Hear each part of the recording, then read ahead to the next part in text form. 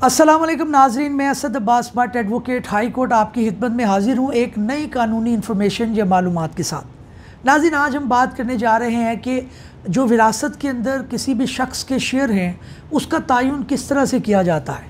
क्या जो मुख्तलिफ़ फ़िक़ा हैं उनका अपना अपना जो है वो लॉ है जिसे हम पर्सनल लॉ कहते हैं, जिसको फॉलो करके वो अपने हिस्सों का बंटवारा करते हैं, या कि ओवरऑल जो है मुस्लिम कम्युनिटी का एक ही लॉ है। नाज़रीन, इसके बारे में जो मुख्तलिफ जो है वो जैसे आप कह लें कि शेयर हैं, उनकी किस तनासुब से उनको शेयर मिलेगा। अगर एक शख्स है और वो हनफी लॉ या अहले सुन्नत से उसका ताल्लुक़ था और अगर वो फोत हो गया है तो उसकी प्रॉपर्टी का बंटवारा किस तरह से होगा।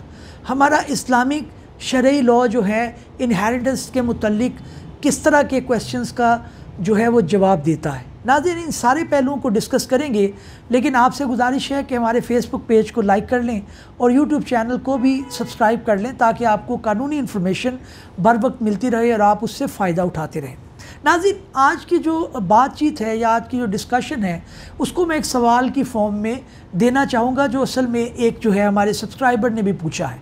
उनका ये कहना है कि जनाब, मेरा एक बेटा था और सिर्फ मेरी एक ही औलाद थी। मेरी बीवी जो है उनका पहले जो है वफ़ात पा गई थी। मेरा एक बेटा था, वो भी वफ़ात पा गया, अल्लाह को प्यारा हो गया। अब उसके नाम पे 4 अदद प्लॉट थे, तो क्या वो सारे प्लॉट मुझे मिल जाएंगे?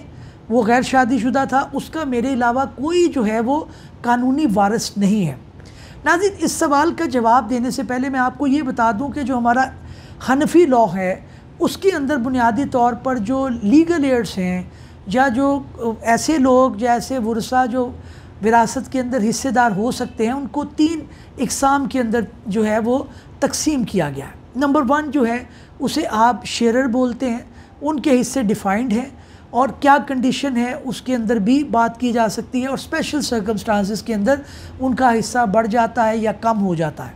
इसी तरह से दूसरा जो क्लास आती है वो आते हैं आपके रेजिडरीज़। रेजिडरीज़ जो है या रेजिडरी जो है वो ऐसा है कि अगर शेयरर का हिस्सा देने के बाद कोई चीज़ बचती है तो फिर वो रेजिडरी को जाती है। ये मैं हनफी लॉ की बात कर रहा हूँ। और तीसरी उनकी किस्म है, उसे आप बोलते हैं डिस्टेंट किंड्रेड। तो नाज़रीन, ये 3 इकसाम हैं। अब इनकी अपनी अपनी इम्प्लिकेशंस हैं।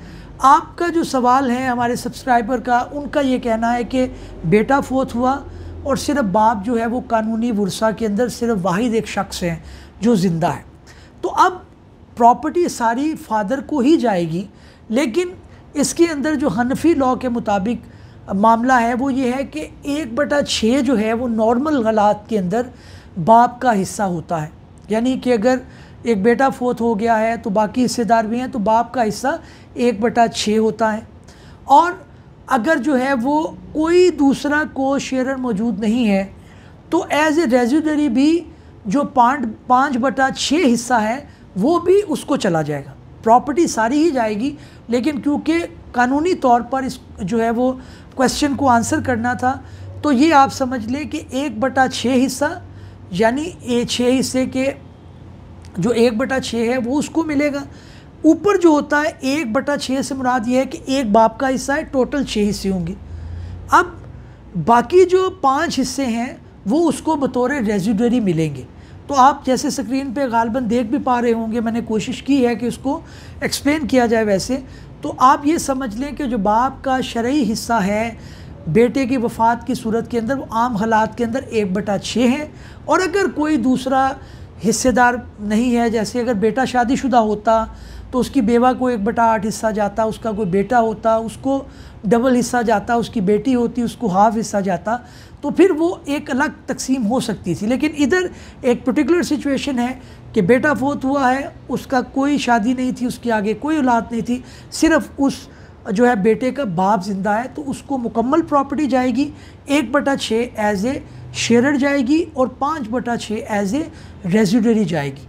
तो नाज़रीन, उम्मीद है कि हमारा ये जो कोशिश है आपको पसंद आई होगी। हमारा जो भी लोग हैं, हमने क्योंकि इनहेरिटेंस के मुतालिक एक सीरीज़ शुरू की है और उसके ऊपर प्लेलिस्ट भी मैं इंशाल्लाह मुकम्मल करूँगा, जिसके अंदर तमाम शेयरर्स के हिस्से जो हैं वो आ जाएंगे और कोई भी शख्स अपना हिस्सा आराम से वहाँ पे वीलॉग देखकर ये समझ सकता है कि उसका प्रॉपर्टी के अंदर कितना हिस्सा बनता है। नाज़रीन, इस उम्मीद के साथ कि हमारी ये काविश, हमारी ये इन्फॉर्मेशन आपको पसंद आई होगी, किसी नए वीलॉग में किसी नए कानूनी या आइनी मौजू के साथ आपकी खिदमत में फिर हाजिर होंगे। तब तक के लिए इजाज़त दीजिए। अल्लाह हाफ़िज़। Thank you.